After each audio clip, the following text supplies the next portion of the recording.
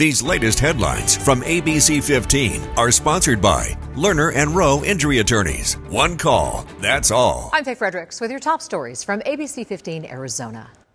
Police announcing an arrest in a deadly weekend stabbing. Eduardo Ramirez Galindo turned himself into customs agents at the Lukeville Port of Entry Monday. He was then handed off to Phoenix detectives, and police say confessed to stabbing and killing a 24-year-old woman near 27th Avenue in Indian School Saturday. Ramirez Galindo now facing one count of second-degree murder. ABC 15 staying on top of the response to teen violence in the Valley. Today, the Gilbert Town Council will consider assigning a community engagement task force to review existing programs and give recommendations to how to prevent more incidents. We checked the agenda for tonight's Town Council meeting. It says the task force would specifically look at resources, education, and promotion. Tonight's meeting starts at 6:30.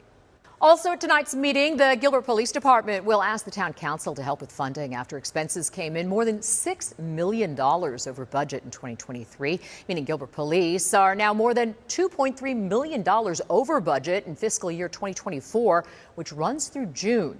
Officials say the main culprit is the personnel budget with overtime pay during these recent major cases.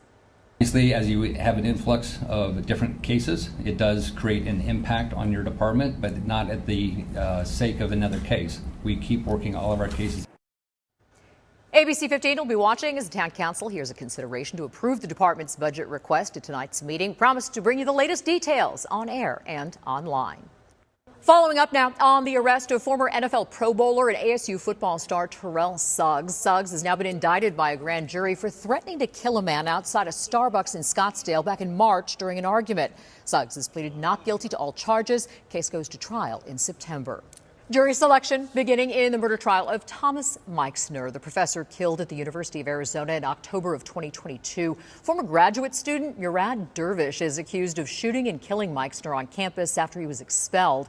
Count on ABC 15 to track the latest in this trial and let you know what happens.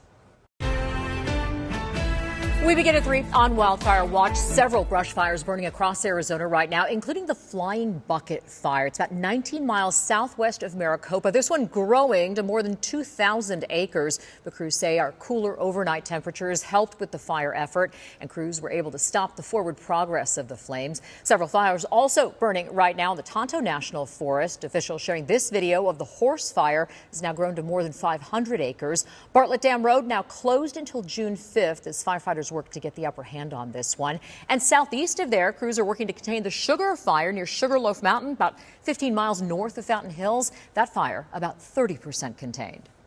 Yeah, ready for some major upgrades to Glendale's Desert Diamond Arena. A $40 million renovation begins this June after the venue had a record-breaking year in 2023, hosting 50 events. The arena is now gearing up for even more excitement. They hope to unveil the new look by February of next year. Summer travel will be here before we know it. Right now, American Airlines is gearing up for a busy few months ahead. ABC 15 getting a behind-the-scenes look as they prepare for the summer. At Sky Harbor alone, airline expects to serve millions of customers on thousands of flights between May and September. Company says it began preparing last summer by hiring and training more team members, investing in new technology, and working on its fleet in advance to minimize maintenance delays. Our busiest days here in Phoenix will be on July 7th with approximately 239 flights. We plan to service 3 million customers on over 26,000 departures. American Airlines says it's seen a 7% growth in travel from last year. Company recommends getting to the airport early this summer and downloading their app to make the process easier. Well, it has been a windy day for parts of Arizona. I'm Chief Meteorologist Amber Sellens. Wind advisories expiring tonight for northeastern Arizona, but new ones kicking in for northwestern Arizona. These spots along the Colorado River Valley could see gusts at 40 to 50 miles per hour as we head into tomorrow. Here's that shift in the winds lightening up for most of the state tonight, but shifting out of the north and accelerating down the Colorado River Valley through the overnight hours and throughout the day tomorrow. So sustained winds as high as 30, even 35 miles per hour, and gusts close to 50 for Bullhead City tomorrow. Lighter gust farther south, but it is still going to be breezy, if not windy, all the way down into Yuma throughout the day tomorrow. And then we'll get this push out of the west and pick up breezes here in central Arizona too late in the day. So here's your forecast. 60s in the morning, 90s in the afternoon, breezes in the afternoon forecast as well. We'll top out at 91 for tomorrow and on Thursday. And then temperatures start to climb through the weekend with a high of 97 on Sunday.